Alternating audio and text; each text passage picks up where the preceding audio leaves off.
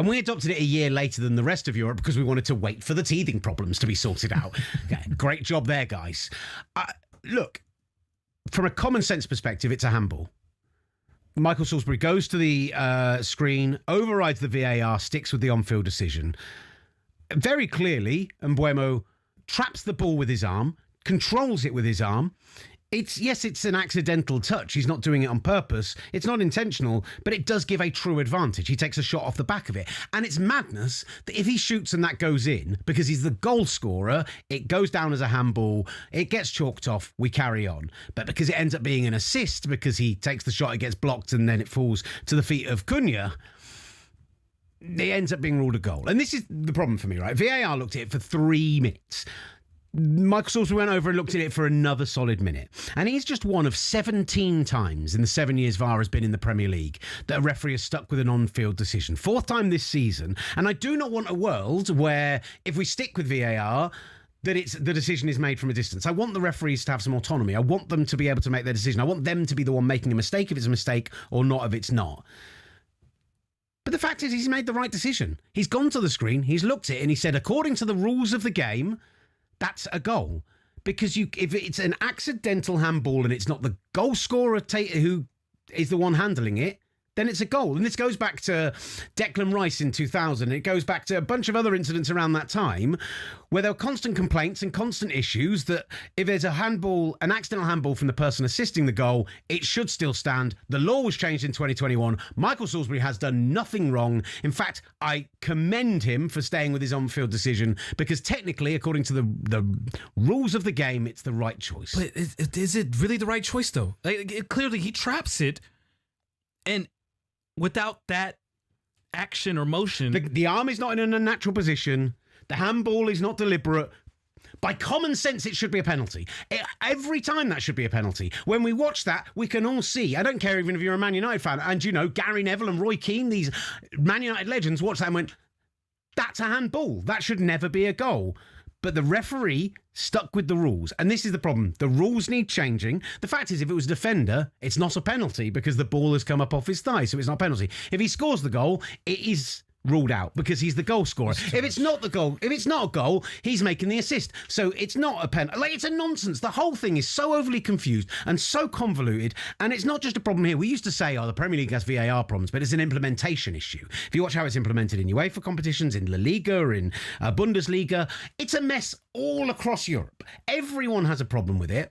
I suspect the World Cup will be fine because they'll have more cameras and more VAR and everything else than anyone else. It's the same officials. It's the best officials of each of these countries, and we're dealing with these issues with these same officials. I don't know if they will be any better. And you talk about the interpretations of different countries and different regions. Now you're throwing in South American officials, North American officials, African officials, Asian officials, and their own interpretations on these subjective calls.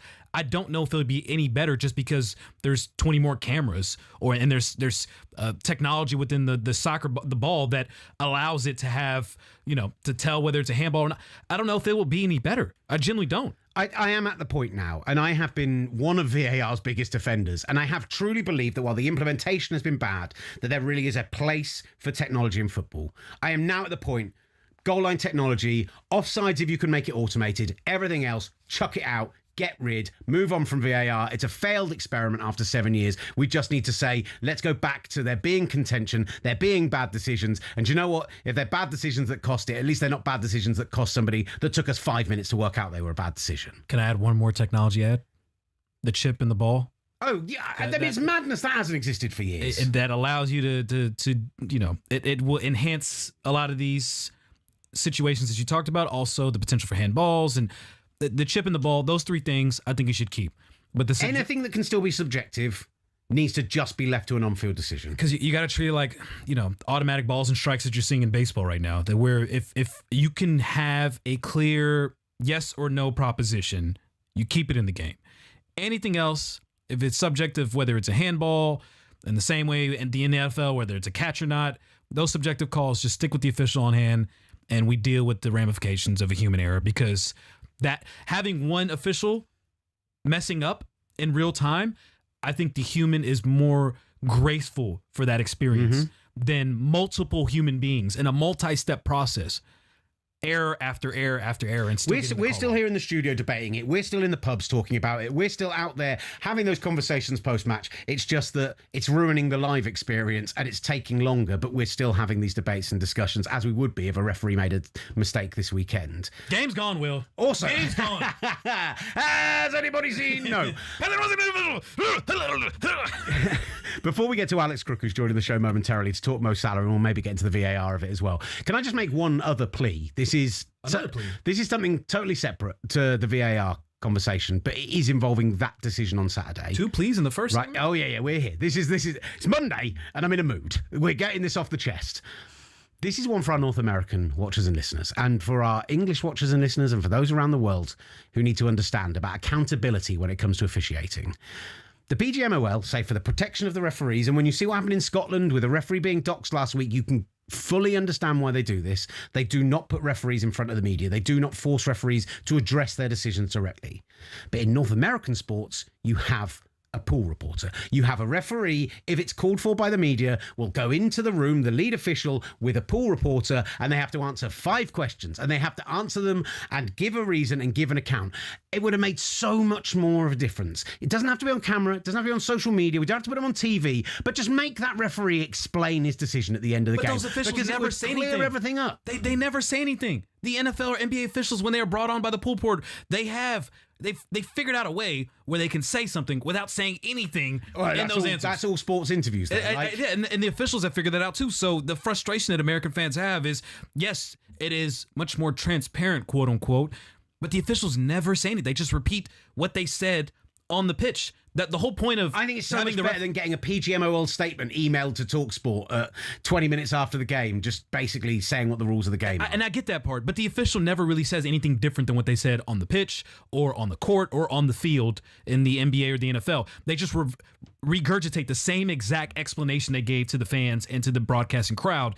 And so you're left just questioning, how do they get to that point? And the 4 other questions, they just continue to repeat the same line because they know the more they say, the more it's open to criticism. And so as it should be. But now they're making VAR audios available. Like, you're getting more transparency. I think they're doing what they can to make it transparent. It's just unfortunate because this is just a flawed system, and there's nothing much you can do about that. Get rid. VAR in the bin. There we go. Just beat it. Adrian Durham. Where's my hee-hee? Yeah, there we go. Look, Adrian Durham, I'd like to issue a formal apology to you for debating, discussing and arguing Durham. VAR with you for 7 years. You were right. No. I was wrong. Alex Crook joins us next. Around here, we only use the F word. talkSPORT presents the S word.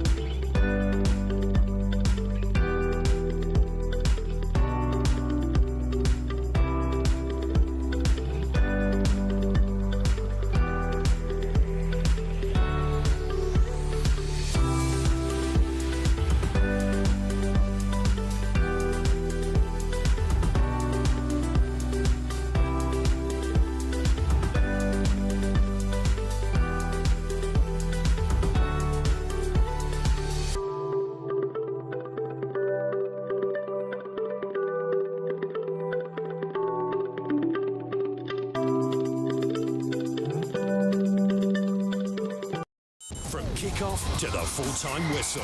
Don't say the S word. Say the F word. Football. The S word. From talkSPORT.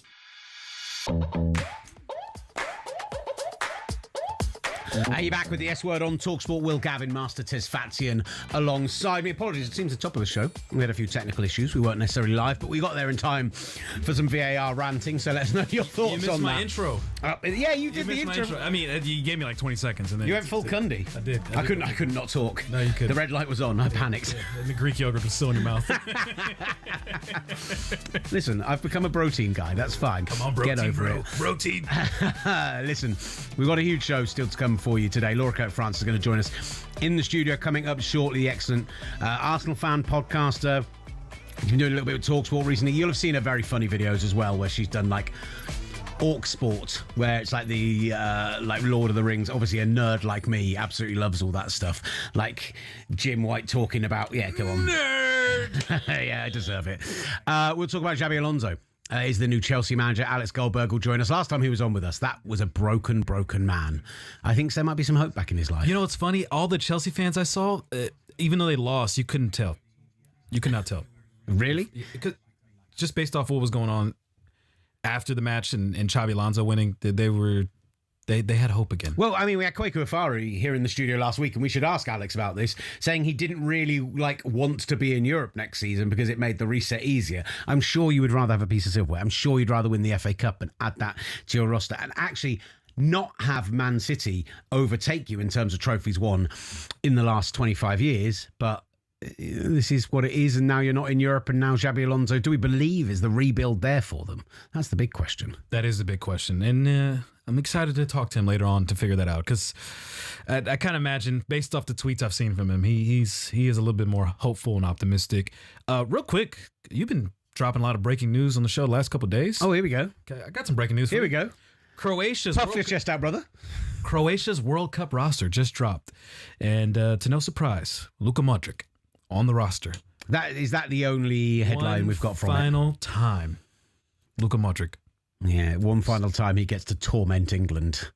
At what, 40 years old is he now? I think it is. Not quite there, but close enough. Is he at 39? I think it is. He is it's not the strength of the. Oh, he is 40. Croatia Look squads. at that.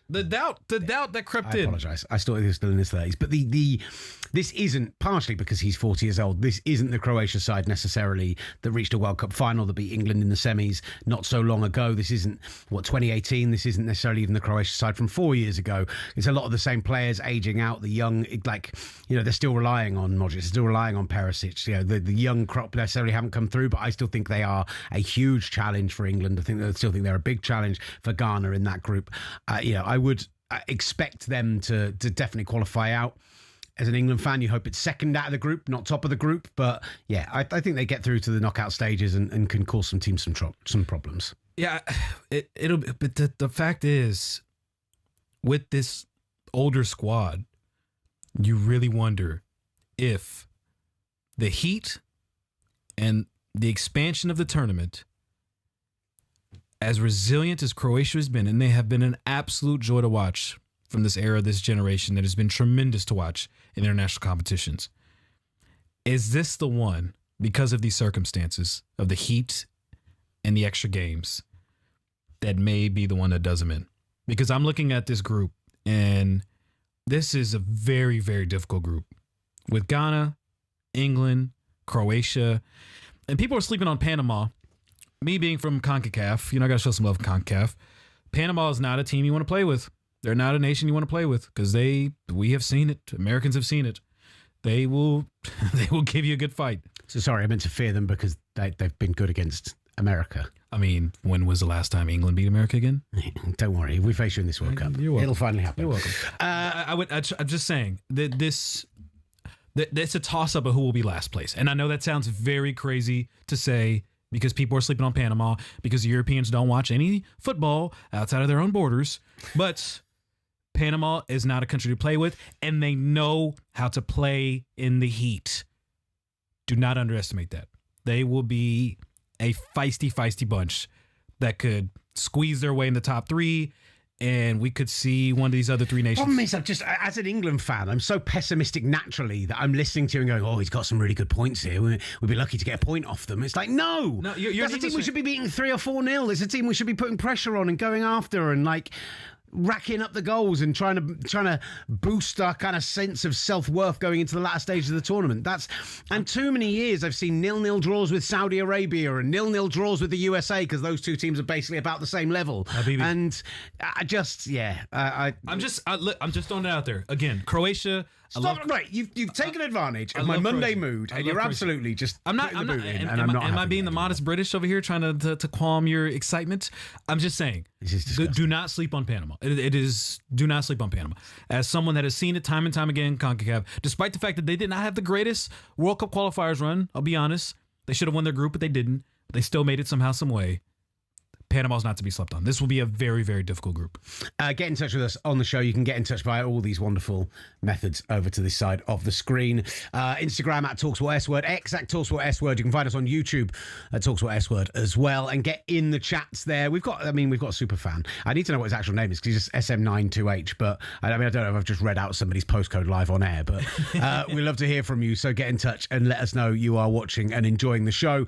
Alex Crook was due to be joining us. We're having a few technical issues, so let's talk about Mo Salah and let's talk about Liverpool and the state and situation that is going on right there. Arne Slot comes out on Friday, 2 games left of their season, nothing hugely to play for, and fields a side as if they're the ones playing in the Europa League final on Wednesday night, completely loaded with backups, thumped by Aston Villa live on talkSPORT on the night. And then after the game, Mo Salah takes to social media and takes a not very thinly veiled swipe at his boss, at the current situation at Liverpool. Just some select quotes from this. Us crumbling to yet another defeat this season was very painful and not what our fans deserve. I want to see Liverpool go back to being the heavy metal attacking team that opponents fear and back to being a team that wins trophies. That is the football I know how to play. That is the identity that needs to be recovered and kept for good. It cannot be negotiable that everyone that joins this club should adapt to it. In itself, a absolute grenade of a statement to be dropping in that dressing room as you're walking out the door. But then afterwards, on top of it, and it's been likened to the Mbappe situation we saw out of Real Madrid last week, the raft of Liverpool players that went and either commented on this, as Curtis Jones did, who left a clapping emoji and then put out a statement of his own, but Dominic Szoboszlai, Florian Wirtz, Ryan Gravenbach, Ibrahima Konate, Hugo Ekitike, Andy Robertson, Endo, Kirkes, Leone, Frimpong, Ramsey, Harvey Elliott, who spent the season on loan at Villa, but both clubs haven't treated particularly well. Like, all of these players have gone and liked this post, and it has turned into a bit of a media storm going into the final day of the season. Mo Salah's last ever game at Anfield. Does Arne Slot punish him? Does Arne Slot react to this in some way? Does he try and let it blow over? Because this feels like Liverpool right now, from a point where a couple of weeks ago we were talking about them as a team who shouldn't necessarily be too concerned about where they are, had a lot of excuses for the season, are now suddenly a team who could be in real trouble. I didn't like this. I genuinely did not like this comment. But it's in Mo Salah fashion. When Mo Salah has something on his mind, he's going to speak his mind. We haven't seen... we've seen that before this season, and we've seen that time and time again in the past as well. He's going to speak his mind. I just did not think this was the right approach to go about this. Whatever his frustrations that he had, this feels like it was very personal with the issues he's had all season long with Arne Slot and himself, whether he felt like he deserved more playing time or not. The fact of the matter is, Mo Salah has not looked like the same player this season as he did last year. Last year, he was incredible. And the dependency of Liverpool winning the Premier League title, a huge reason of that was because Mo Salah played out of his mind. The decline was expected, but it was rather sharp. And so whose fault is it that his decline has been so sharp and they've not reacted to it? They've not managed to... they did. Arne Slot benched him. It's the fact of the matter is, if Mo Salah's not scoring goals, what else is he contributing to the club? What else is he contributing to the pitch? And they didn't really have another option there. The Ekitike injury obviously was brutal. Isak's injury was tough. So they were very shorthanded. A side in which we thought from an attacking front they would have a lot of depth ended up being the exact opposite at the end of the season. So, this feels very personal. And I see all the likes in the comments from all the players. Curtis Jones, someone who probably is going to be out the door as well. You can kind of expect him also to feel some type of way because maybe he expected more playing time or a better offer from the ownership group, and that just did not come to fruition. So he's having to say goodbye as well. It's part of what comes during a transition. A lot of the players that we saw from Liverpool's golden era, Jurgen Klopp's era, a lot of them are gone or are leaving. Yeah, they brought in a lot of players, and this is whether it's going to be Slot again for next season, if it's going to be somebody else, or if Slot's going to be gone at some point next season. This transition was going to happen one way or another, and transitions are never going to be smooth. So for Mo to do this, when you compare it to the way Jurgen Klopp left and how he handed the keys over to Arne Slot and made sure the fans could appreciate him even before he walked in the door, I think it's a drastic contrast to what Mo Salah's doing, where he's trying to burn the bridge on his way out. And I just do not think, as a club legend, that is the right way to go out. Arne Slot's been put in a near impossible position now. And I am with you on one point, is that Slot has to take some responsibility 100%. For this season on his shoulders. But this is not a situation where he has come in and absolutely ruined a team and it's become a complete and utter farce and a mess and fallen apart. He has had a huge amount to contend with. And I don't want to sit here and excuse make for him, but you mentioned the injuries up front. Alisson couldn't stay fit. Bradley couldn't stay fit. Mo Salah's not the only player who dropped off. Virgil van Dijk has had probably his poorest season in a Liverpool shirt. Kirkes, nowhere near as good as the promise looked like. McAllister having a big drop-off. They spent big money on a guy like Florian Wirtz, who has taken a long, long time to settle, but actually looks now like he might be special going on to next season. And it's why I've felt like, and have defended Slot over recent weeks, saying I still think he is the guy to take this team forward. But if he now this weekend decides that he's not going to start Mo Salah because of his behaviour, maybe bring him off the bench to get a reception from the home crowd, it's going to turn a fan base that are already unhappy with this team even further against him. You just cannot go up against a club legend. But if you decide to start him, do you look weak as the manager against a dressing room who right now feels like, and we're hearing rumours that Salah put this statement out, but with them all liking it, it feels like there are a lot of guys in there who feel the same way as Mo Salah, and therefore, do you risk alienating them as well? Like, he's stuck between a rock and a hard place with no direction to go but down. I think the decision is very clear. Mo Salah made a selfish decision, and that is par for the course for Mo Salah. Mo Salah is always going to be concerned with Mo Salah. Arne Slot cannot play the game that Mo Salah plays. Make sure he goes out right. Start him in this match. Sub him off for 75th minute. Get the ovation he deserves, and move on from this. Because you will not win this battle with Mo Salah. You just will not. The PR decisions, whether people think you're weak or strong, you're just not going to win this game with Mo Salah. He is a club legend. The fans will side with him regardless of what you do. So just know the fact of the matter. You've got 90 more minutes with Mo Salah. Go out in a professional way. Handle everything from a professional manner. Kill him with some kindness. Make sure he gets the ovation he deserves. Send him off after the match, the ovation, whatever pitch celebrations they have planned for Mo Salah. Make sure you do it right. Make sure he goes out exactly the way that a club legend at Liverpool deserves to go out. And you move on from there. Because Mo Salah will always want things surrounded and treated around Mo Salah. And this summer, you can build around the players that are there, whoever will be there. If, in fact, Arne Slot will still be there, which I assume he will be, considering all the reports that he's being backed by the ownership group. But you cannot bench him. Yeah, I think the big problem is, and I agree with you on all of that, the problem for Arne Slot now is that, and this is Arne Slot's team, and people wanted to accuse him of winning the Premier League with Jurgen Klopp's team, but it's a Premier League that Jurgen Klopp didn't win with that same lineup. He made changes. He changed the midfield, and that was a huge part of why they won the Premier League in his first season coming in. But if the dressing room has turned against him, which is what some of the rumours are, if he has had Mo Salah absolutely churn this up and cause all sorts of internal issues, he has got a fight on his hand, because right now you look at it and go, have Liverpool dropped the ball? Because if he's lost them, if they're not going to play for him, if these problems are going to move into next season, well, guess what? You had a ready-made replacement sat there wanting the job, and now he's the Chelsea manager, Xabi Alonso. That same manager that lost the locker room in Real Madrid? That same manager? Is that what we're talking about here? I mean, but at this I know point, it's going to be different. Real Madrid are unmanageable. I understand that. But he shouldn't have. What about Mo Salah in this club is showing you right now that some of these players are manageable, though? Like, when has Mo Salah... You have to cater around Mo Salah's ego. I'm saying stick with Arne Slot, but I'm saying if you're not going to do that, you've missed your opportunity to get the guy who You would have. have been unifying, who would have brought things together, who would have got that dressing room immediately on side, who is a club legend in his own right, who won Champions Leagues there, who made that team a great team, and you've lost out on him to a Premier League rival, to a situation which, I'm sorry, if Xabi Alonso literally had those two situations put on the table and was told Chelsea in the state they're in right now, Liverpool in the state they're in right now, I think you take Liverpool 99.999 times out of 100. He would have gotten the grace from the clubs because he is a club legend. But we just saw Xabi Alonso struggle to deal with superstar world-class egos. How would that change at Liverpool? He'd still be dealing with it. Because the biggest one's leaving, apparently. Yeah, it's just true. It is. And I think that's why there is light at the end of the tunnel here. Make sure you send Salah off right and you move on from there. Because Salah's still stuck in this Jurgen Klopp era of how he was played, that style of play that they had. And the fact of the matter is, the Premier League is changing. It is.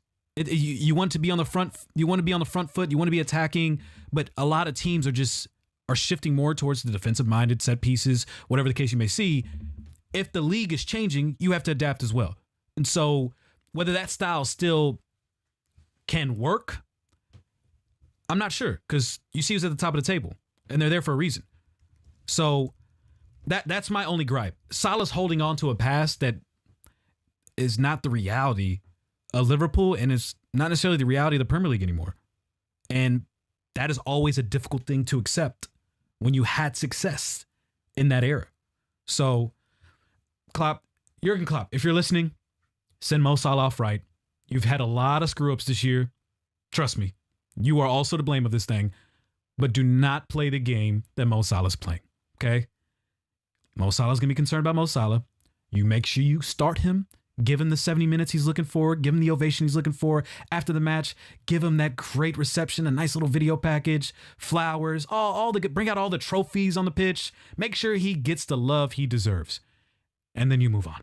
And you focus on the summer transfer window, and you focus on the players that will be part of this project. Because if you do not, I promise you, it will not get any better for you. It just simply will not. Do not play the game Mo Salah plays. Play your game. Do what you got to do. I'm giving him the benefit of the doubt because he did win a Premier League title. Go through your process. And if it doesn't work at the end of the season, then it doesn't work. And you can live with that. But do not try to be someone you're not. Get up in the chat. At talkSPORT S Word on YouTube, also talkSPORT. You can see the live stream there as well. We're here from 8 till 10 a.m. Eastern, 1 till 3 here in the UK, every single Monday to Friday, and in the World Cup every single day of the tournament, straight 42 days. Don't worry, it's not going to be Mere Master every single day. We'll have some squad rotation that maybe Liverpool couldn't afford up front last year, but the egos will be just as rampant here on the S Word. From kickoff to the full-time whistle, talkSPORT presents the S Word.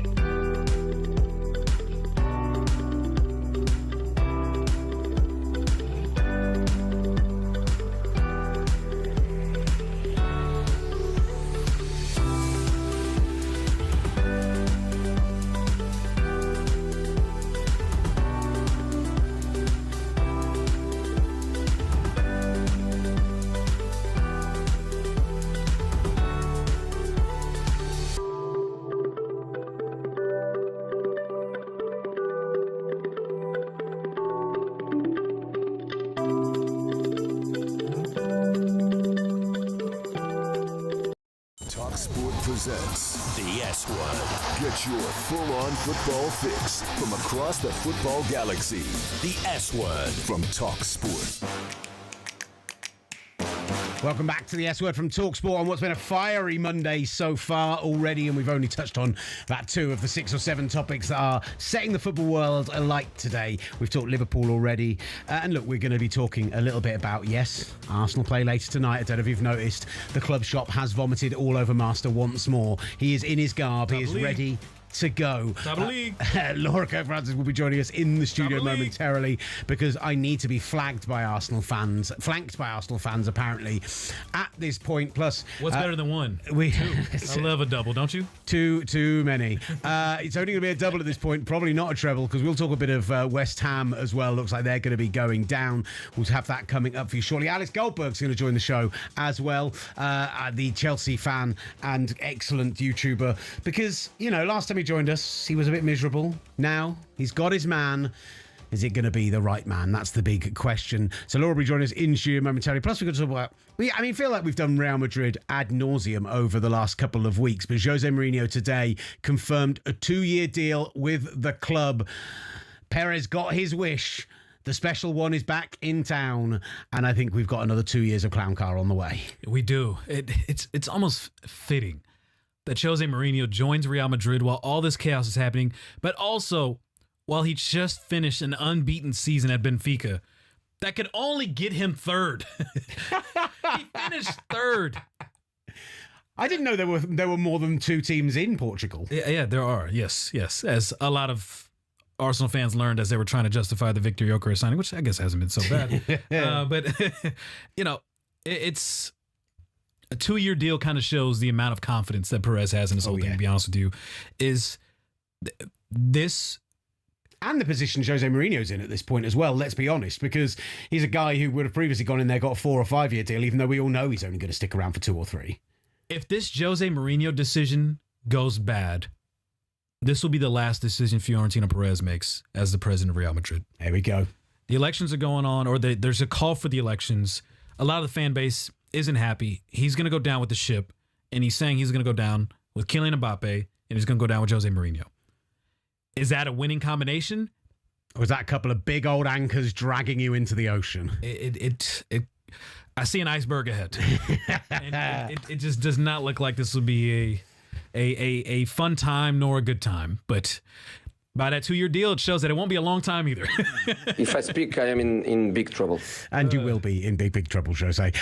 Look, the S word sometimes could be the A word or Arsenal. I didn't really come up with that link in advance. I didn't think about it. No good dad jokes. Don't say smooth. Get out of my face. Because the Daily Arsenal is back. And tonight, live on talkSPORT, one step closer to that first title in 22 years as they host Burnley at the Emirates. 83 minutes on the clock. West Ham 0, Arsenal 1. He's come up with some big goals over the course of the season. Leandro Trossard, this could be the biggest show. Like that, we've been at the top for a long time. Shows the level of consistency, and it's been a massive achievement for them as a team, as a club. You've got 2 games, Burnley and Palace. Back your team and just enjoy this because you've worked so hard for it. There's a drive and an energy to get to the finishing line. You're up against Pep here. No, they haven't won it, Jim. They've got 2 games to play.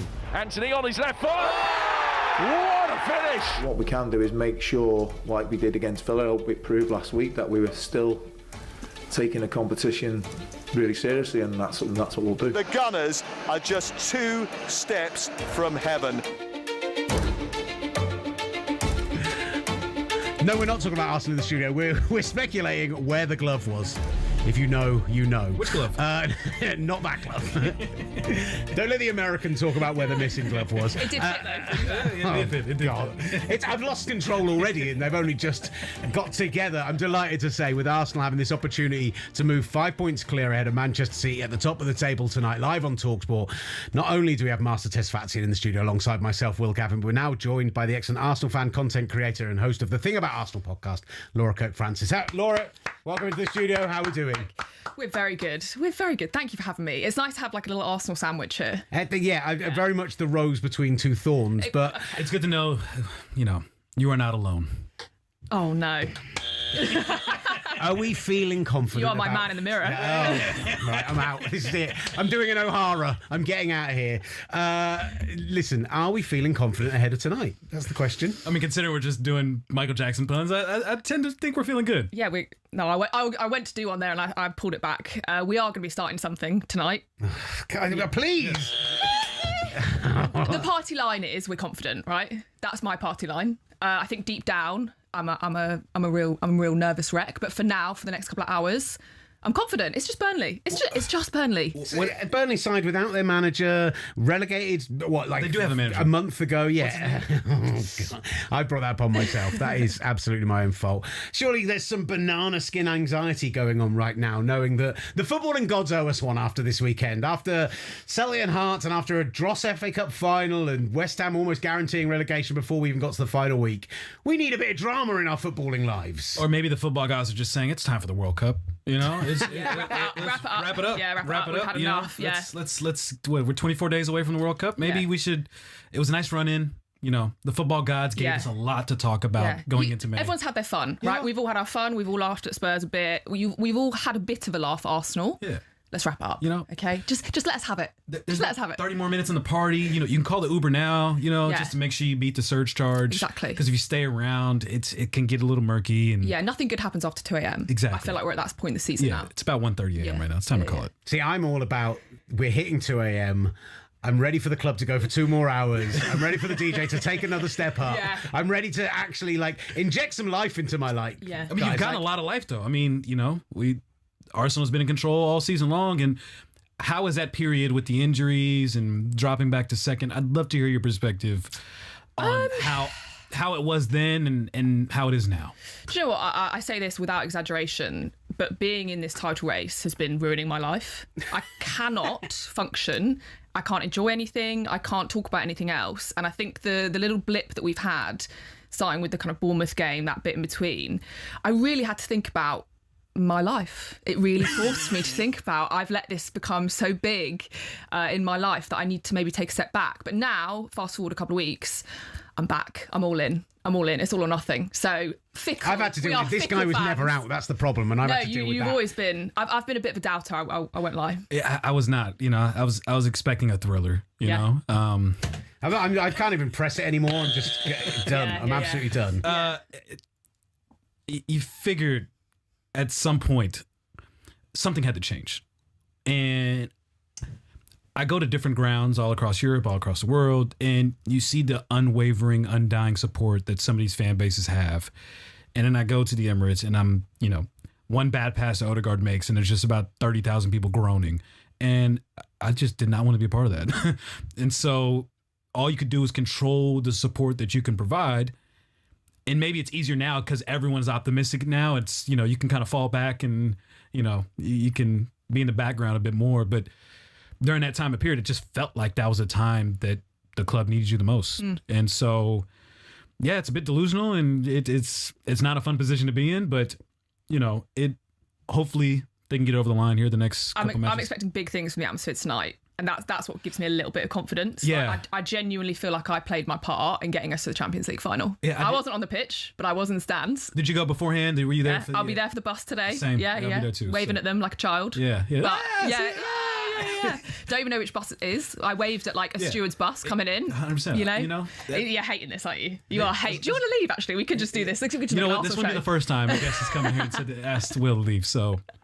Joe, I will say, and this is something I got a very rare and unique experience that I got to have this year. In my other life, I cover the NFL and I do play-by-play for talkSPORT. And we went out and we did the 49ers-Eagles game in the playoffs. First playoffs game, this 49ers team were injured and battered and bruised, and they were going on the road. And Philadelphia is famed for being one of the most difficult atmospheres to go into. Their fans are, they're tougher on their own team than they are on the opposition, to be honest. But it is a passionate fan base, and because we were there with the team and we were doing comms with them, I got to ride in on the team bus into the stadium, which is unbelievably cool. But I would say the combination of the amount of hate we were getting from the fans we were going in, and I mean like there were guys on bikes chasing us down the street with boom boxes, like blaring music and just literally flipping us the bird the entire way down the road. Like those Philly fans gave it absolutely everything. But you can, when you've got that great atmosphere, when you do have the people lining the streets for you, it has to, as a sports person, raise you up a little bit. It has to get you excited. And certainly from their perspective, it was like an us versus them thing. But you know, Arsenal hasn't always been famed, it's fair to say, for being the greatest atmosphere over the past 10 years, 20 years. I think that's fair. I can't argue with that. But credit Mikel Arteta. Among the many micromanaging things that he's done, he has helped enhance the environment at the Emirates. 100%. Even the smallest of things like the tunnel being removed. Yeah. And the photos and the fans being able to... The images you see afterwards of the fans high-fiving the players that are coming through. Again, it sounded so silly as it happened, but you're seeing it now and you see the impact that it's had. Yeah, I also suspect that he's designing those tifos. Do you know what I mean? He's on Photoshop. He's like, I want this. I want these colours. This is what I want. Do you think it's AI? Do you think it's him on Photoshop? I think he's standing over the shoulder of the graphic designer, being like, no. Yeah, full Mikel Ted Lasso Arteta, throwing the TikToks up, setting the picture light, doing the whole thing. But I'd expect nothing less. Scheduling 15 minutes on his calendar for... Absolutely. I want to review the tifo. Yeah. I want final sign-off on whatever happens in that ground. He's in there with the fireworks as well. Pre-match. Yeah. How many fireworks before the match? What colours? How many fireworks are you going to have tonight as well? For the nearly winning the Premier League trophy that you're going to be celebrating? Ideally, as many as it takes for the whole sky to be red. Yes. And then again tomorrow, should City slip up. If that's all right with you. Yeah, is that cool? Yeah, is that cool? It's just embarrassing, really, though. Is it really? Yeah, it's just a bit much. I mean... Again, celebration Sunday, police. celebrate all day he's become long. the celebration police as the show started. You really have. Do you like football? Yeah, I love football. Great question. It feels like you I love football, which is why I don't like Arsenal right now. Yeah, it feels like there's a lot of sadness within you. That's true. Okay, we'll leave that. That felt personal. I'm not going to lie. Sorry. I'll send you an invoice for that. I have been a right misery guts this Monday. I'm not going to lie. I really wanted some joy out of my weekend, right? And like, as much as we can still talk a little bit, we haven't really talked about any of the action on the pitch because I think there's not a lot of people who are trying to find a way for Burnley to win this game of football. I mean, you had Let's for the be last honest. week. I think Durham tried to go through this fanfics episode of how they lose and what Michael Jackson It's going to take a Kyle Walker 30-yard screamer. It's going to take you hitting the bar 5 times. It's going to take, but just dropping 2 points, even if there's just a draw tonight, just to set up a great final week. Just so tomorrow Chelsea can get a win over Tottenham and we can actually see some excitement at the bottom end as well. Just so we can see Man City overcome Bournemouth, as much as everyone wants to say they're going to drop points. All of that stuff could come together so that on Sunday, as a neutral, you get a great final day of the Premier League season, because it's what this deserves. No great film has 95 minutes of brilliance and then 10 minutes at the end of wrapping it up in a damp squib. Like, it needs to be great to the end and a big punchy finish. And if you've won in that situation, have all the fireworks you want. But winning it midweek, surely as Arsenal fans, you don't want to, win tonight, great. That's, you're not guaranteed anyway if you win tonight. But if City drop points tomorrow and you're celebrating on your sofas instead of in the stadium with the fans, in the pub with the fans on Sunday, that's going to be where the joy is. That's where you want to be. That's what's going to tee you up for a Champions League final run. No? No. I want it done tomorrow night. Yeah, end it. I'm going to tell you right now, I'm going to be in Disneyland Paris tomorrow, right? I'm getting a very, very early flight tomorrow morning to Disneyland Paris. If Arsenal win the league, I'll be setting off fireworks at Disneyland Paris. Show them Parisians what's going to happen next Saturday. Exactly. Anyway, but quite. Boring Arsenal have boring Arsenal fans, apparently. We come back. We're going to talk to West Ham because we've not got into that performance yesterday.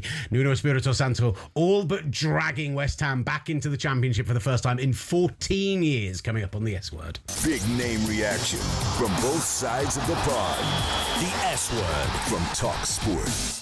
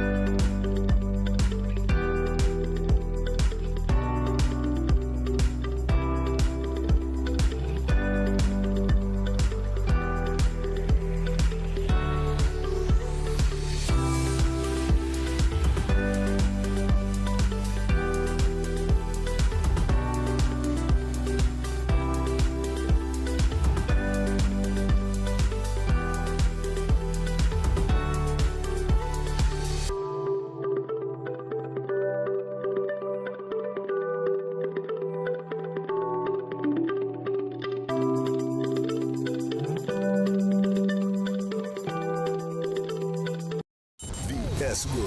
Featuring Will Gavin and Master Tess Fassian. And a squad of big-name contributors. The S Word. From talkSPORT. Welcome back to the S Word from talkSPORT. Don't forget you can get in touch with the show on all those wonderful ways you're seeing on your YouTube stream right now at talkSPORT S Word on Instagram, on Twitter, or of course on YouTube as well. Big hour coming up in the second hour of the show. We haven't got into the Celtic drama yet. We'll talk about Martin O'Neill was on White and Jordan this morning, so we'll broken hear from hearts. him. Some seriously broken hearts going on around the world of football because we've got some fun Newcastle and West Ham stuff to talk about as well. But Alex Goldberg, a man who last time he was on the show was a broken man, was talking about 45 sporting directors, was talking about how Chelsea were in the doldrums for years to come. Suddenly, Xabi Alonso signs, and now it's all flowers, all roses. They're going to be competing for the title again next season, apparently. So he'll join us coming up this hour as well. Let's turn our attention to actually what people are saying on YouTube, so you can get in touch via the talkSPORT or the talkSPORT S Word YouTube channel.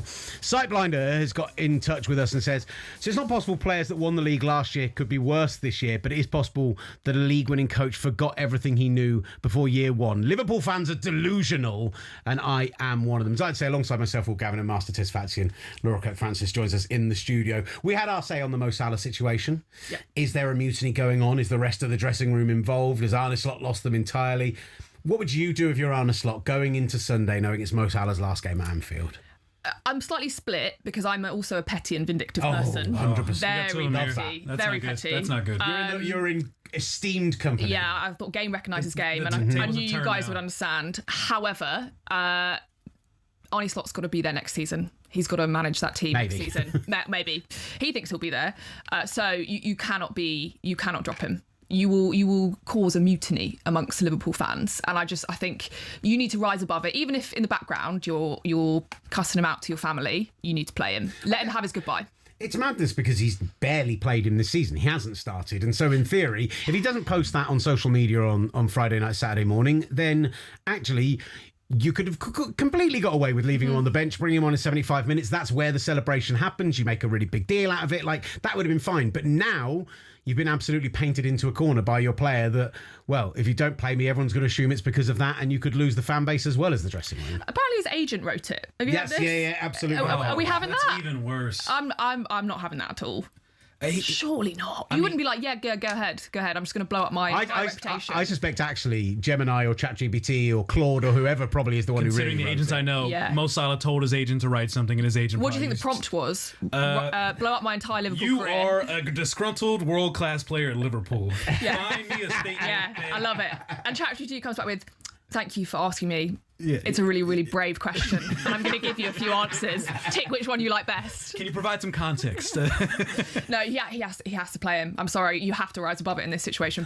Okay, let's put a theoretical out there then. What if they hadn't qualified for the Champions League yet? What if 4th, 5th place was still in play and you had to concentrate on winning this game of football? What if it wasn't completely meaningless as it is? And there's a lot of fans of other teams who say it's not meaningless. Yep. If Villa, Unai Emery, they could still be celebrating on Sunday morning from Wednesday night, right? Let's be honest. The party might not have stopped. They could very well go into that final day of the season and just be completely on the beach. If they drop points, Liverpool win. Liverpool have got the better goal difference by 4 right now. They'll move above them. And Bournemouth or Brighton or Brentford suddenly get a Champions League place. This is a meaningful game of football. It's just maybe not meaningful to Arne Slot. You still got to play him.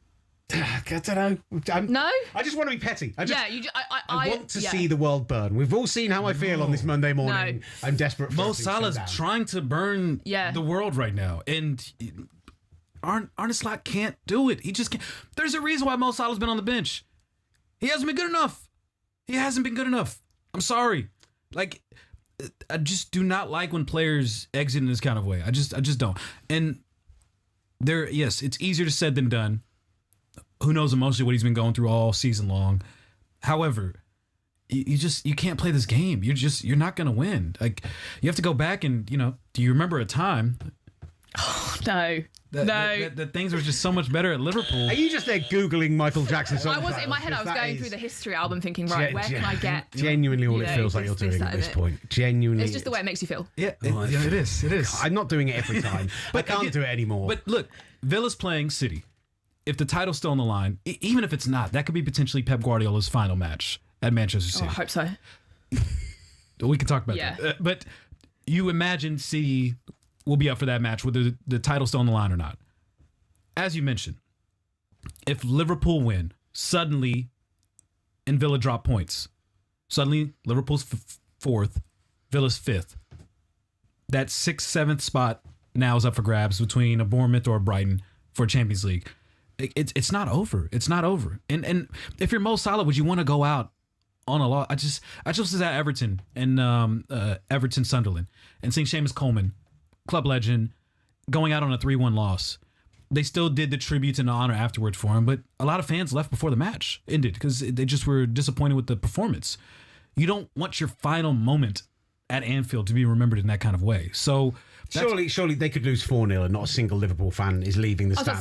Knowing that Mo Salah's I get that, but I'm saying you don't appreciate Seamus Coleman's career, club legend, and everything else. It's not the same. Mo Salah won them the league last year. He will, you know. I'm not saying Evertonians, let's be honest, are a better fan base than Liverpool fans. Oh.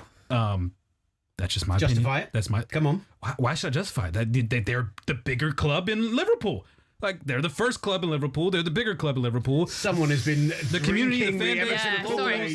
While they've been with the club all weekend. I had a great time. I had a great time. Were you a guest? By the way, of Everton? He by the way had a certificate on the table when I first came in today that said he was a member of the Everton it was fan a club or something. Everton women's. I spent time. Don't justify it. That's fine. You know, but I am justifying it. Yes. But it's again. I'm not comparing Seamus Coleman's career to Mo Salah. I'm saying, though, you don't want that same sentiment in the stadium. You want them to celebrate you with the win. You want to go out on a high. Mm-hmm. And Mo Salah's doing this to himself. Right, I'll tell you why one of the reasons why today has been a miserable Monday is because yesterday afternoon, after a lovely weekend, spending time with my children, their birthday this weekend, we went to Chessington on Saturday, a great time was had there. You think you'd be happy? Yeah. I settled down. Were you miserable on a roller coaster? I mean, always. I settled down at 5:30 to watch what I was expecting to be West Ham putting up a fight. That I was expecting to be some commitment, some focus, some responsibility taken onto their shoulders. And again, sending us into that final day of the season with something to root for, something to be excited. You as Arsenal fans must have been as livid, far more livid than I was, that West Ham decided, now we're just going to let Tottenham stay in the Premier League when we've got a perfect opportunity to get one over them. Like, Spurs this week have to go to Chelsea, which is their least successful ground in Premier League history. 2 wins there in 26 years. And on the other side of things, you've got Everton at home, and they've got the worst home record of any team in the Premier League. There's every chance Spurs lose the next 2 games, and yet they're still going to stay in the Premier League because West Ham absolutely took it lying down yesterday. 13 points from their last 15 games, 2-0 down within 20 minutes. Nuno goes out there, plays a back 3, completely invites Newcastle onto them, and every single goal came from losing possession. Every single goal was totally their own fault, and they look like a team who'd been relegated 3 months ago, like Burnley might do tonight, rather than a team who are fighting and scrapping. And honestly, it was dreadful yesterday. Wow, was Chessington really that bad? I've been to Chessington and I quite enjoyed myself. I had a great time on Saturday. Sunday, West Ham ruined my weekend. Chessington is and I'm not even a West Ham fan. Chessington's like a budget Six Flags, right? He's trying to tell me that, yeah. Yeah, it's like California three flags, right? Like British Adventures. Yeah, it's if we're going to do rankings of theme parks, it's probably number 3 or 4 in the UK. My kids are 2 years old. It's a good kid. Fine. Oriented okay, theme but parks, like Legoland, right? But in fairness, West Ham also ruined my day yesterday because I was expecting something a little bit more. They were insipid, and I have to say, you belong in the Championship if you're going to dish out that kind of performance. It was really, really tough watching. I'm annoyed with Newcastle just for not playing along. Surely you want Spurs to go down as well. Am I still allowed to be annoyed at you for not playing along when you win 3-0 tonight as well? Then? Yeah, you can. That's fine. Okay, thank you. Appreciate the sign-off. But yeah, I think West Ham were utterly insipid. Not a single player really stepped up. Like Jared Bowen, who is their kind of saviour. Nothing. To me, it just looks like a team that belongs in the Championship. They bring Valentin Castellanos off the bench after 25 minutes. That's Nuno going, I messed up here big time. And he came on and he had 3 or 4 attempts. He had the goal in the end that pulled one back from 3-0 down. But, great. After you made the changes, the rest of the game was 1-1. Good for you. That doesn't do anything for you at this time of the season. There's nothing left for you to lift your heads for. You're they've got a minus 22 goal difference. Spurs is minus 9. Basically a point at Chelsea tomorrow, and it's done, even if it's not mathematically done. Will Chelsea stop Spurs from getting any points tomorrow? Yes, I think they will. If there's one thing that Chelsea tend to do well is be fueled by hate. Like it's quite a hate-fueled That's a cup. good observation. And I feel like this is the perfect opportunity for them, especially on the back of a really disappointing cup final. Like you can't be that tired after that. So you must have lots of energy. And they've also got a squad of like 85 players as well, so plenty of chance for rotation. Exactly. We might even see someone we've not seen all season play. So I would like to think that Chelsea have nothing else to play for. This is their cup final. Lots of their fans also said that they would rather throw that cup final at the weekend and, beat Spurs. Unfortunately, West Ham haven't done their part of the deal. Yeah, I think Chelsea will win because they just have this incentive for them. It is wild, however, even if they do lose their final game, West Ham's 36 points would become the highest total to be relegated within over a decade. If you think back to like 2 months ago, That's a great stat. It was Newcastle 37 points in 2015, 2016. Like it's the last time anyone had this many points. Like Nuno has had a win ratio of 27.8%. He's never had, like at Wolves it was a 47% plus. At Spurs it was 47% plus, which is amazing when you consider how he was treated there. Forest it was lower, but he kept them out of relegation. And yet, you look at this West Ham team, and there's a bit, I wanted to get producer Sam in here today because 2 years ago, producer Sam was the most Moyes out human being you've ever met in your life. The quality of football isn't great. Stop telling me that Moyes needs to be... And what he was consistently told... I still am, by the way. What he was consistently told was be careful what you wish for. And he kept saying, that's nonsense, I won't have it. And yet, across 2 spells, David Moyes delivered 3 top 10 finishes. He ended the club's wait for European silverware. He made your football club relevant. Since then, Julian Lopetegui 6 months, Graham Potter 8 months, Nuno comes in September. They all had terrible win percentages. You're going to be relegated. And with your problems with financial issues and the amount of money you're going to lose, you might stay out of the Premier League for a decade. Are you happy Moyes is gone now, Sam? Are you pleased Moyes is out now, West Ham fans? Over the moon, mate. Look, we get to finally restart this club now. We were going to go down under him anyway. It's just been delayed a bit more now. We get He's to also had quite a lot of time. In my head, Nuno September. came in. He came in September. He's had 36 games. Yeah. Yeah, he's had a while. So this is you've had a while to turn it around, not done it. He had those back-to-back wins in November. Everyone thought that was going to be a turning point. Well done. Then had a 10-game winning streak. He won 3 out of 4, beat Tottenham, beat Sunderland, beat Burnley, and then got just 3 wins in the last 12. Like every time there was a purple patch, every time there was a moment, you started to maybe believe if you're a West Ham fan, it fell apart. It's just been an utter shambles. I do want to ask, is there a case as an Arsenal fan that it is a good thing for Spurs to stay up, considering how the last couple of North London derbies have played out? Considering they've won you the Premier League by taking 5 points off City this season. Yeah, they do come in handy, I'd say. The free 6 points, the kind of the free making fun of them. 6 points. The free 6 points each year. What? It's facts, right? It is facts. It is facts. 8-2 on aggregate. Yeah, like you scoff, but ultimately that has been what it's been for the past couple of seasons. Would I rather they stayed up? No. No, it would be funner if they were in the Championship. Like, yes, the rivalry is good, but they're not really rivals anymore. The listening figures on talkSPORT 2 would be incredible. The home of the Championship. Really We'd be putting all 46 Tottenham games on all season long. Like, there's a bit of me that wants it to happen just because it would really help boost our numbers. Beyonce's not coming to that stadium ever again, right? She's just not. If they're in the Championship, she's like, no. But here's the thing. Spurs, even if they stay up, which I guess we assume they probably will, they're going to be in this position again next year. Like, I don't know how they dig themselves out of this. And we've seen from Roberto De Zerbi in the past, too, it's almost like Antonio Conte 2.0. At some point, this is going to go bad. He's a bit of a combative bloke. Yeah, at some point. Doesn't win everyone over. Give him 18 months, and this thing will be on fire. So, that's kind of my approach to this is play the long game. Yeah, that 1 year could have been fun. But just wait. What do they say? They always tell us, wait till the end of the season. Arsenal. Yeah, don't argue with an Arsenal fan. Just wait till the end. Yeah, don't argue with a Spurs fan. Just give it 18 months. That's my. I reckon he'll be sacked by Christmas. Ooh, why? That's my hot take. Why? Because what they'll do is they'll sort of back him because he's kept them up. He has started to play some good football.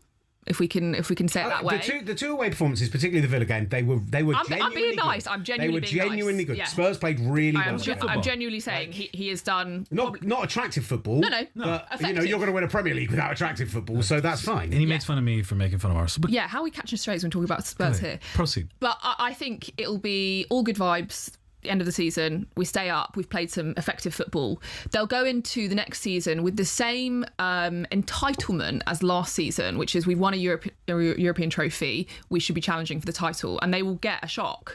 And I think the fans will, as you said, I think they will be in a similar position. When that arises in November, December, they'll change the manager. I can totally see that happening. I think you're spot on with that. I don't think, yes, the short-term aspect of this. I really want to sit here and argue with you. That's the problem. I really want to sit here. You know I'm right. I really want to sit here and go like, no. This is the reset moment. It's a new Spurs. There's actually part of me who was, Spurs now. as the Tottenham fan in the room, I guess. Like there's certainly the representative for all you Spurs fans out there. There's part of me that actually thinks, Sam's in the other room saying this is the reset West Ham need. He's wrong because West Ham are in real financial trouble. I think if Spurs had gone to the Championship and bounced back up, and it had been a good opportunity to cut all the chaff from their squad, to really, really reset and come back and fresh, then maybe there could have been an actual reset there. I do have concerns that you're absolutely right, that they throw another couple of £100 million at the transfer window. They sell on a bunch of players for a quarter of what they paid for them. They go and buy a lot of players who, as Spurs always do, are flashy guys who can play 2-3 great games a season and aren't great the rest of the time, and they just end up in the same position. I think what's more likely is they turn into a mid-table club and they're just, existing. But that I think most Spurs fans would take that right now, frankly. A Big Six team just existing in mid-table, it's usually one of It's very kind of you to call them a Big Six team. I mean, allegedly, that's what they call themselves. I want to actually ask a question about another Big Six team. Man City. Pep Guardiola, if this happens to be it, do you think this will be it? Will you be happy? How will you respond if this Pep Guardiola era I can't wait to see the back of him. We've got 3 minutes left, Laura. How do you ask that question now? Right, I'm going to do it quickly. I can't wait to see the back of his bald head. You have caused me nothing but misery. I have to begrudgingly say respect to what you've delivered. You can't deny it. Maybe a little bit of an asterisk, but he has caused nothing but misery. I think he's had Arteta's number, unfortunately, on a number of occasions. I can't wait to see him go. Bye. But if he ends in this manner, where Arsenal finally win the title, Arteta finally gets over to Pep, how would you summarize that being his end at Man City? I mean, he'll finish the season with 2 trophies, and it's like a bad return for him. I think that's the standard that he's set. So, this is the problem. I think Master's looking for a triumphant final moment. We're the ones who finally vanquished him. You can't, and I think everyone goes, he won 20. He won 20 trophies in the same space time. You won 2. If Arteta would have won those 2 trophies, how would people reacted? I mean, that's different though. I can't say, we finally got one over him. We're the winners here. He'd be like, look at all the silverware behind me. He's won as many cup competitions this year as you have pretty much in his entire tenure as Man City manager. That is, if you are trying to make this yes, we have finally vanquished, we have got to the mountaintop, we beat him, and it made him retire, then you are absolutely delusional. That's madness. It's not about being in his head. We see this. I'll use NBA for an example. When eras come to an end, to be the champs, you got to beat the champs. And if Arteta's able to do that, for me, this opens up the era for Arsenal. Because now Arteta's king of the mountain, and the window is now open. They're going to generate the most revenues of the Premier League, so they're going to spend a lot of money probably every summer from here on out. Sounds a lot. They're already too deep as it is. And they'll be able to do it without having any asterisks. Compared to Chelsea and Man City, so honestly, you're sounding like a Tottenham fan last summer. That's what you're sounding. Come on. Easy. They want a Europa League, and we're trying to build from that. This will be the Premier League. Exactly, we're talking about a double here. Yeah, 100%. We're not talking about who's bad. Really, really bad. Alex Goldberg's going to join us up next because Xabi Alonso is on his way to apparently save us from the London dynasty that's going to be Arsenal. God, this is exhausting, but it's a Monday and I'm having fun, I promise. From the touchline to the terraces, talkSPORT presents the S Word.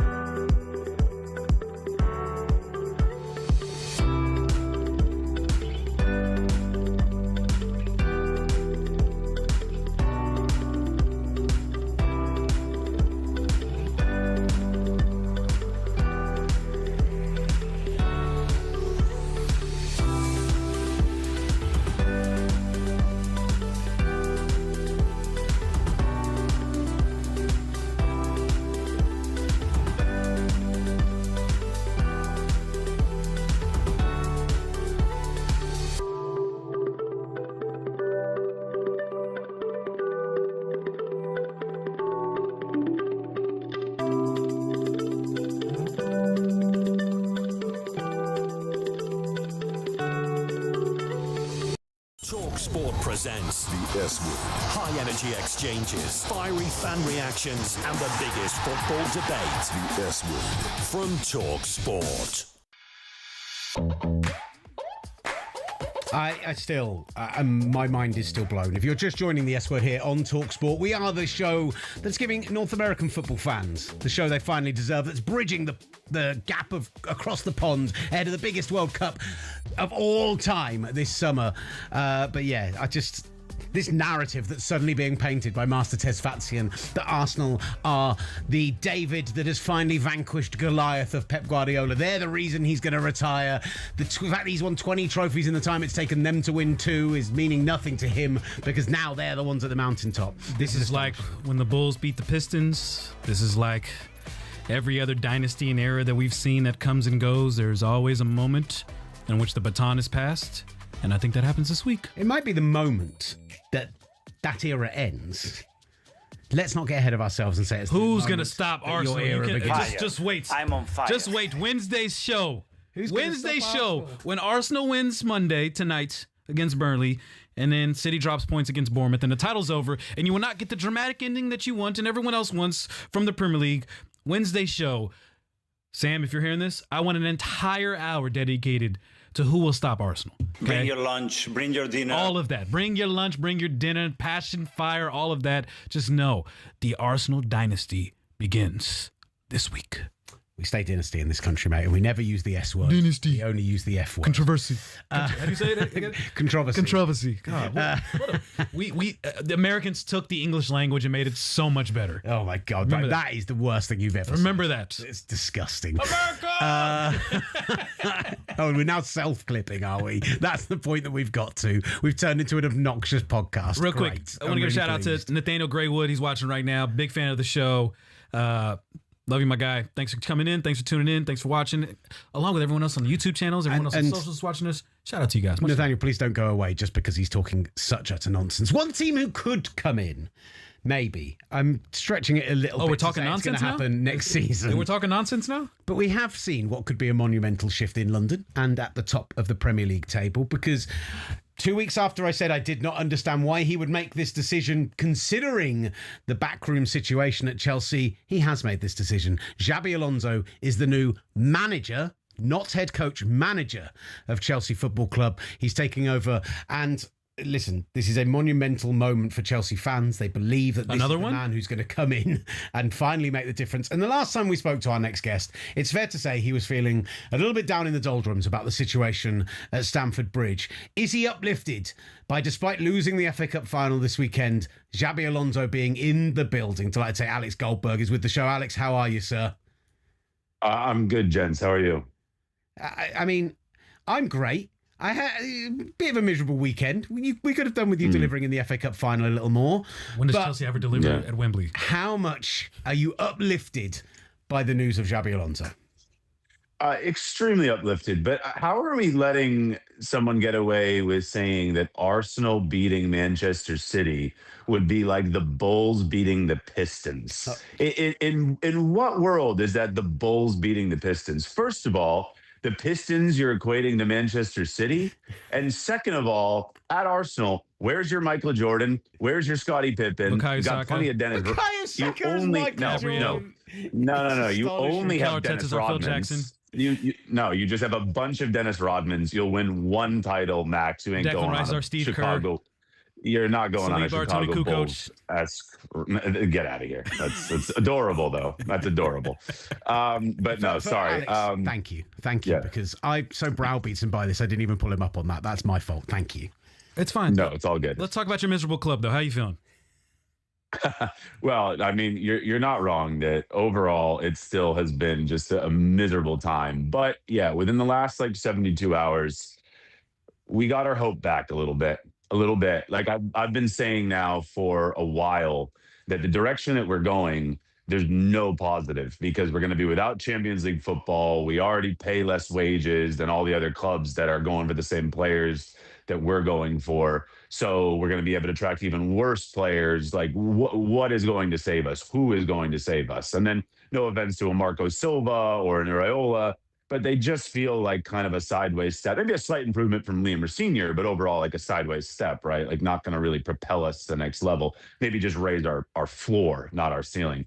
I was saying Xabi Alonso or Fabregas, who has way more question marks just because he's even more unproven, they at least give you some hope. To give an American analogy, it's like 4th and 25 in the NFL, right? Do Marco Silva and Areola get you the first down? No, they don't get you the first down. They get you like 4th and 5, but you need the first down.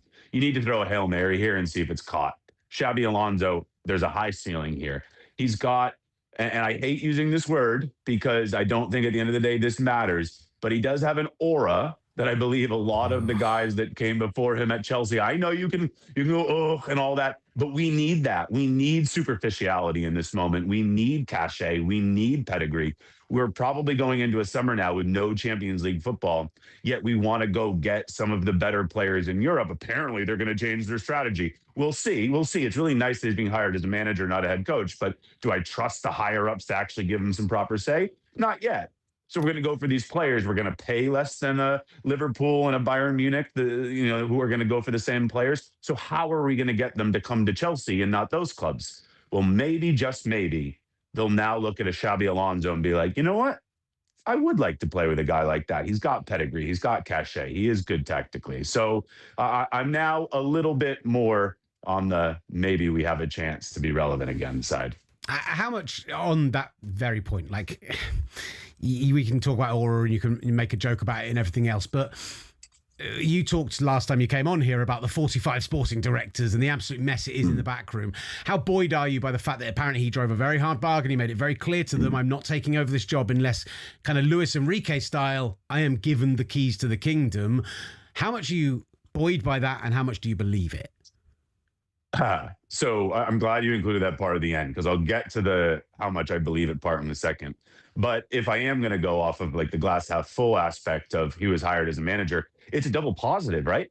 Because you got the guy you wanted in Xabi Alonso, and the only way you could get him was saying, listen, we're going to do things different with you than the previous guys, and we're going to make you a manager, not a head coach, which obviously has not been done under this ownership. So it is kind of a double positive that, like, in order to get a guy that I think was the best candidate possible, you had to give him more say, which just by default gives away less say from your Paul Winstonleys, your Lauren Stewarts, and the rest of the sporting directors that who have all proven together are not good enough. And as we've articulated before, just too many cooks in the kitchen. And now, no, you didn't hire a director of football, but in a way, now you have yours. Now it is Xabi Alonso. Now, do I believe that Xabi Alonso is just going to be able to drive this? I don't want to say bus because that will make me feel like we're going to play unattractive football, which I don't believe we will.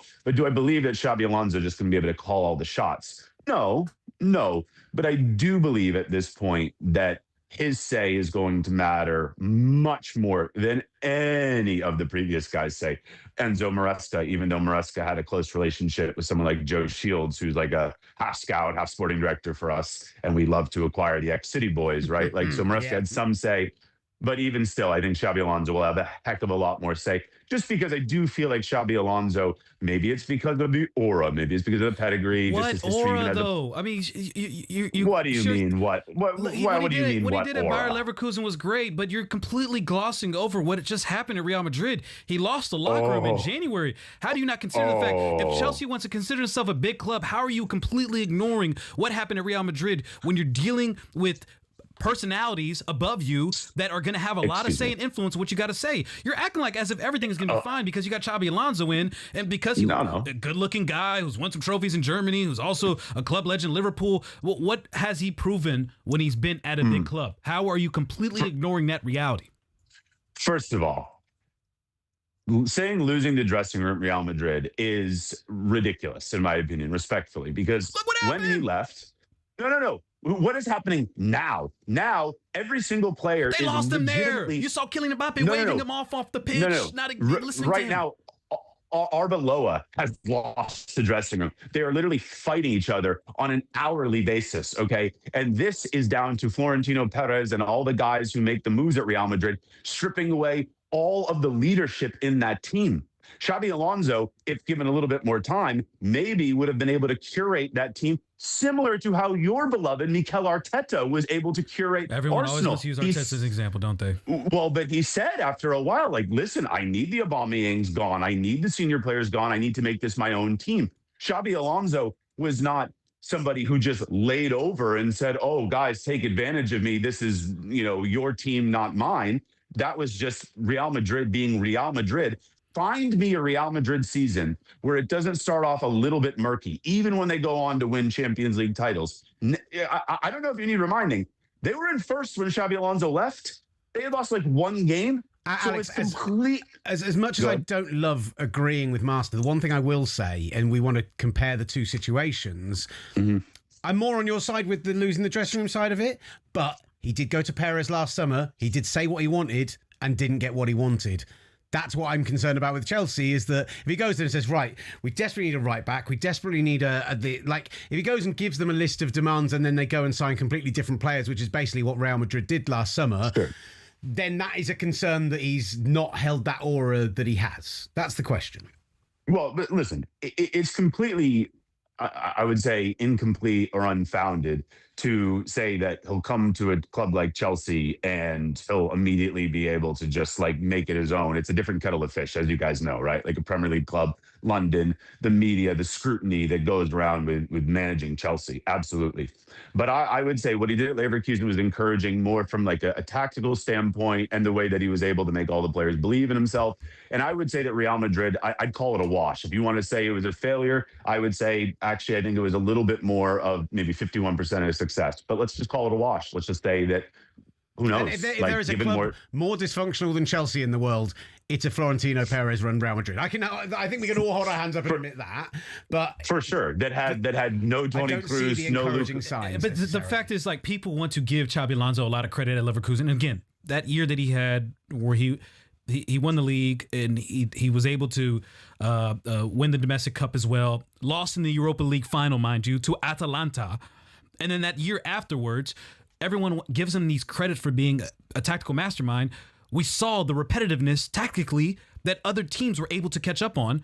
And whether you want to say that they were motivated or not, sure, after going unbeaten in the league. However, it was very clear that Xabi Alonso was having issues with changing his style up tactically as other managers and other teams were able to figure him out. And that always gets ignored because that was one thing he had to figure out when he went to Real Madrid was how are you going to use these players in the Carlo Ancelotti freestyle kind of play that they had and trying to make it more tactical. And yes, it worked at some points, but it didn't at others. Yeah, but I mean, like at Real Madrid, they had a collection of, talented parts, but they didn't have the role players there to make it, a very easy fit from the get-go. I believe that over time, Xabi Alonso would have probably upset a star player even a little bit more just to get a bit more balance in his team. Listen, Thomas Tuchel struggled having Neymar, Kylian Mbappe, and Messi. Like you can have all these top talents, but you also have to have some team element. You talk about Leverkusen after their great unbeaten season. Well, Leverkusen obviously just did not have the financial power to go a step further, right? The saying is, if you're not moving forward, you're moving backwards. And it was really kind of tough to just like with the way that Leverkusen's, constituted, be able to really take that much more of a step in terms of who they could acquire personnel wise. You had your Florian Wirtz's, your Victor Boniface's, but they couldn't do that much more for Xabi Alonso. Listen, he's still in the infancy stages of his, managerial career. He absolutely is. And he's going to have to learn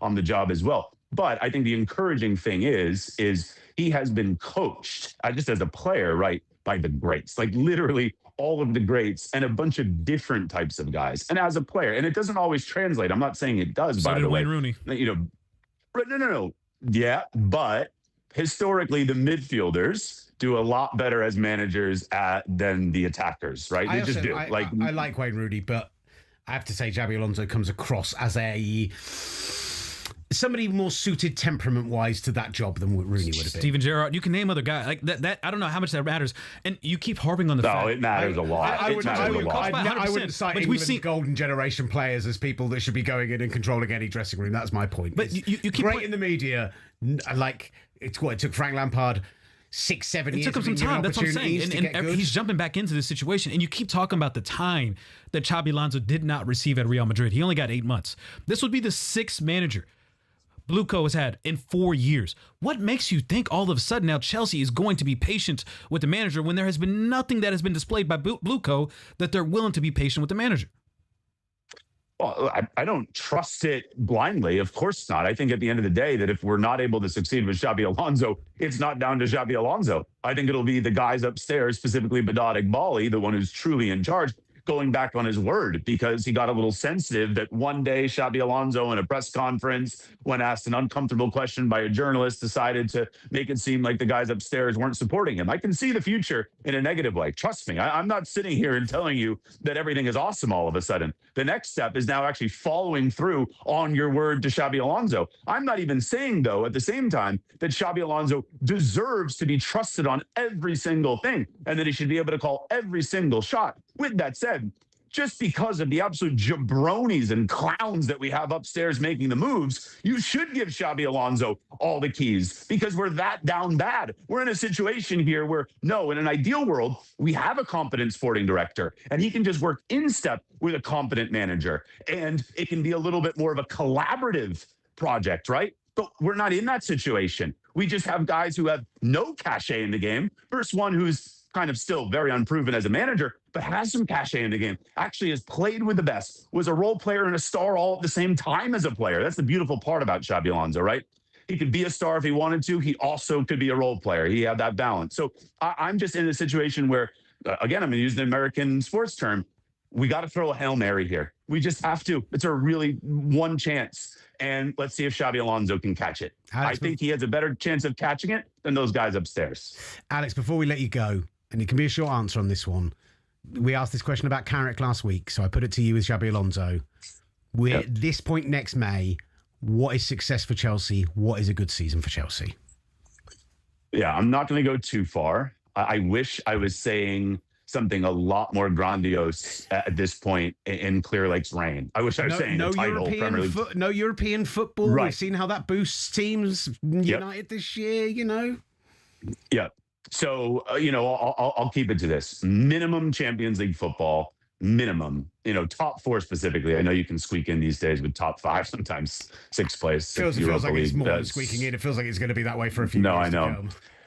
Yeah, well, so that's why I care more about points tally, right? I want at least a +10 on the points tally, at least a +10 on the points tally, which certainly means Champions League football. And then please, competitive runs in the cups that you're in, the domestic cups, and, ideally getting one of them. We just got to an FA Cup final somehow. We backed in, just look better. Just look better. Just better football. Better. Just please, better football. Less nonsense. I get it. I understand. Alex Goldberg, brilliant stuff from you as always. Really appreciate your time, sir. Check out the fine work Alex does across the board. Let us know what you think. Get in the comments on the chat on YouTube or at talkSPORT S Word on all these wonderful locations, Instagram and X and Twitter and wherever else. They're both the same place. That was nonsense. Coming up, we'll go around the grounds. There's a load of stories we haven't been able to cover yet. Maybe Master and I will address whether Xabi Alonso winning the Bundesliga with Bayer Leverkusen is a better job than Mikel Arteta taking 6 years to win the Premier League. The S Word with Will Gavin and Master Tesfacion from talkSPORT.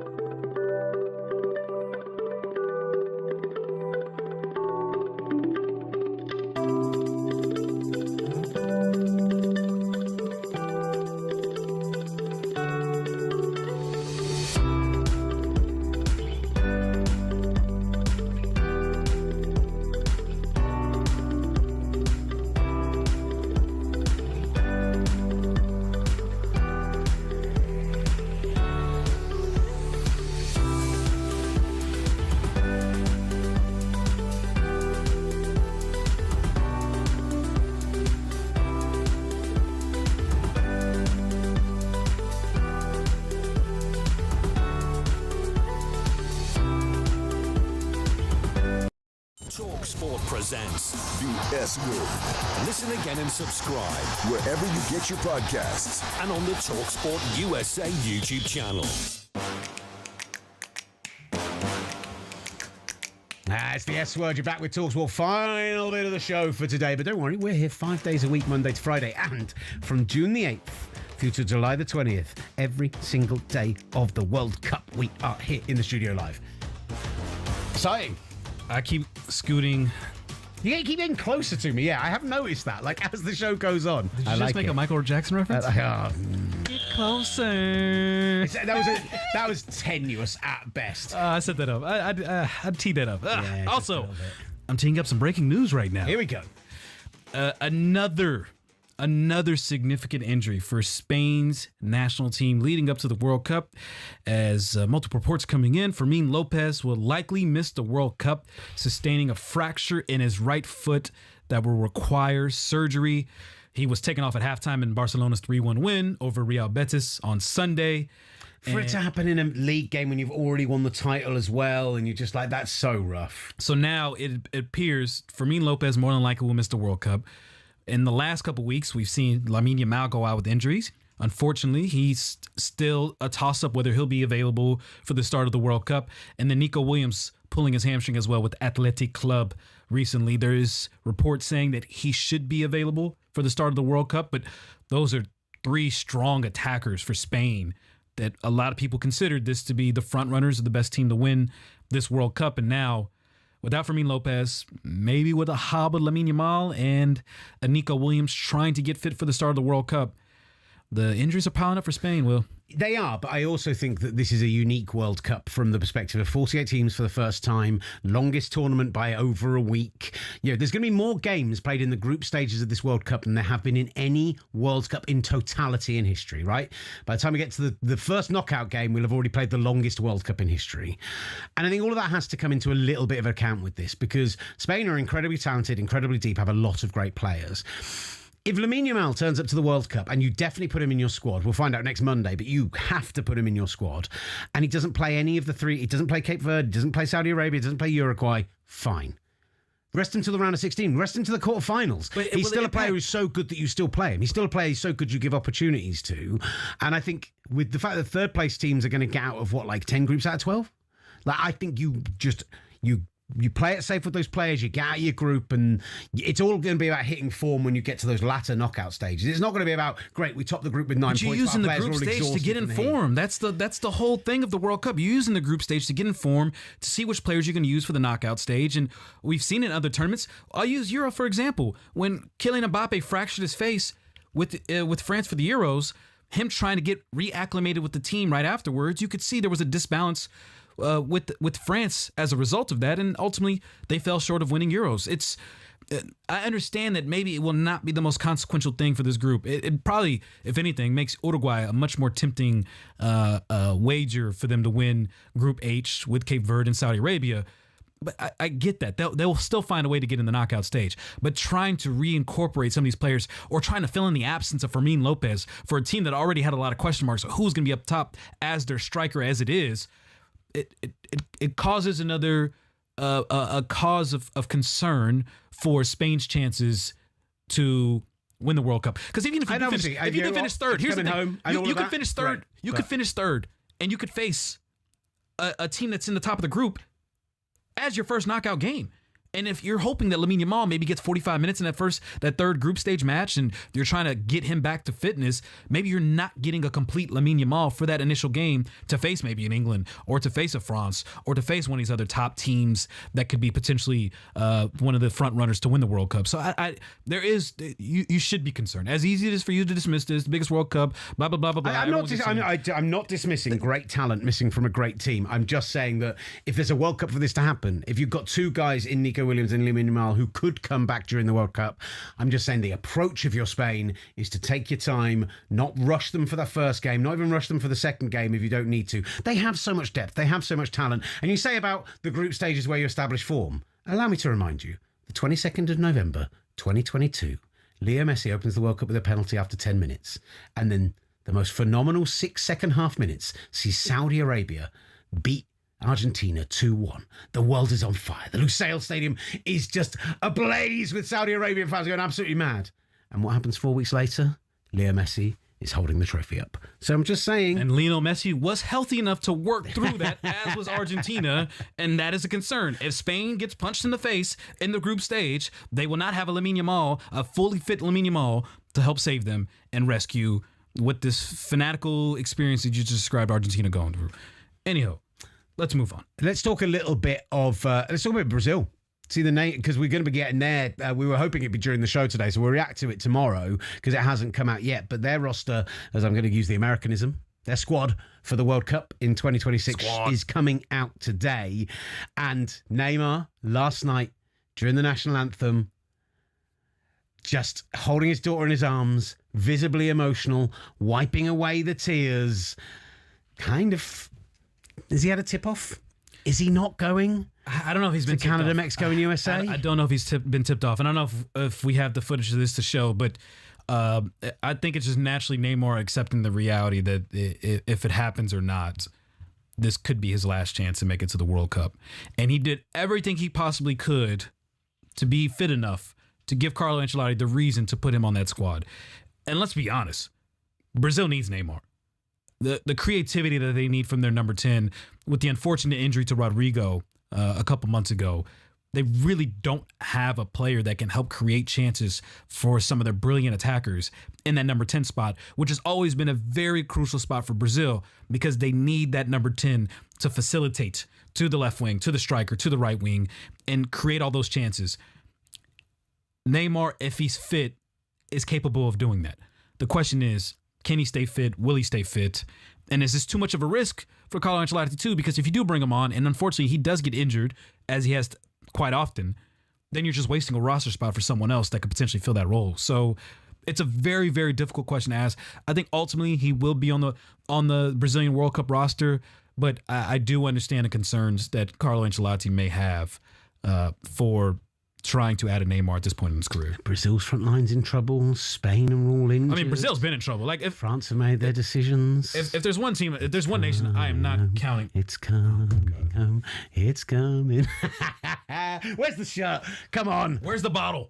Where's the bottle? Where's the bottle? Let's talk about the action north of Hadrian's Wall from the weekend, just to finish us off, because broken hearts. Is that what we're going here? Yeah, we are going broken hearts. Can we see the Hearts fan? Yeah, who was just absolutely broken in the 87th minute when at 1-1, when it looked like they were finally going to end 60 years of hurt, when it looked like they were going to be the first team to win the Scottish Premiership in 41 years, was based outside of Glasgow. That is the level of devastation. And listen, everyone's had their say over recent days about the pitch invasion, about the behaviour of the Celtic fans, about the performance and everything else. Martin O'Neill deserves to be applauded for the job he's done turning up mid-season and turning this into a Premiership winning team. Can we hear from, I know Martin O'Neill was on White and Jordan this morning. Can we hear from him about whether he wants to continue next year? We're just going to see potentially whether he will take that job on for next season. Are we ready with that? Are we going to get? Let's go. Martin? Are you with us? If you were asking me today, I genuinely wouldn't have the energy to do it at this moment. At this, I am fairly decent in terms of age. I'm going to see less days than I've seen, and so from that viewpoint. But who knows? I definitely found energy from somewhere. I think that was to do with working with a lot of people, young coaches who were fantastic for me.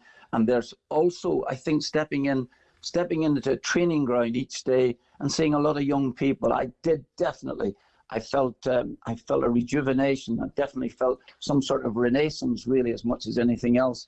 And that hasn't left me as from today. I'm tired, but it hasn't left me as from today. Look, all praise to Martin O'Neill for the job that he's done. Like, coming to that club, taking them from a position where it looked like it was Rangers' title to lose, it looked like Hearts' title to lose, to go there and get the win. But to the Celtics fans who were in our mentions last week, who called me Timu Frankie Boyle, who said that I smelt of stale biscuits. Stop, I need to get this out. To those who just came in and said, why are you talking about Scottish football? What I said last week was that it's going to be an absolute shocker if these terrible VAR decisions, the penalty decision the week before, let's not ignore the handball that happened previously, and the one that happened in your game to eventually give you the title, that those would be a real shame if at a time when light is being shone on Scottish football in a positive fashion, even if you'd still won the title, that's what we're going to end up focusing on. And instead, a Celtic team who had to recycle through 3 different managers this year, who were dreadful for large swathes of the season, still end up coming up from behind and winning it. I don't think that's a good thing for Scottish football. I don't think that's a good thing for the Scottish football's perception around the world. And I might be Timu Frankie Boyle, but it makes me less likely to watch the Scottish Premiership next season. It's as simple as that. I didn't take it personally, I promise. That is a very, very harsh, but honest. It was. They deserve to win it. Make sure this bit goes in the clip. Celtic deserved to win it. Hearts didn't do enough. They weren't good enough at the weekend. Whatever happens at the end of the season is what happens at the end of the season. But I just thought the attitude of the Celtic fans was poor last week. Here's what I will say. Hearts, chin up. I know you guys didn't even take a shower, didn't change, got off straight to the bus, headed out. It's great to see the fans supporting in that kind of way. You've won over the hearts of millions despite not winning the trophy. So bounce back, get it all out of your system this summer. A lot of people will be rooting for you and supporting you next season. So give it another go. As someone that has seen my club win second time and time again. Yeah, God, here we go. Tomorrow's a brighter day. Remember that. And just finally, and I know we've got to wrap, but after a weekend where the FA Cup final was a disappointment, where the Scottish Premiership didn't get its fairy tale ending, where West Ham laid down and took it from Newcastle, probably meaning that the relegation battle won't go to the final day of the season, footballing gods, just give us some joy this week. Whether it's Arsenal dropping points tonight, City smashing Bournemouth tomorrow, Spurs losing at Chelsea even, something I've never wished for ever in my life. Let us get to that final day of the season with something on the line, not just who's going to get in the Europa League out of Brighton, Brentford or Bournemouth. Give us some drama that this brilliant season has deserved. Give us a final day to root for. And don't mean that on Friday we're only talking about the England squad announcement and no one cares about the action on Sunday. Football gods, deliver us an Arsenal draw tonight to kickstart a week of proper drama. Please and thank you. This has been the S Word. Big love. Get us off the air. Enough. Bringing all the biggest football debates stateside. The S Word from talkSPORT.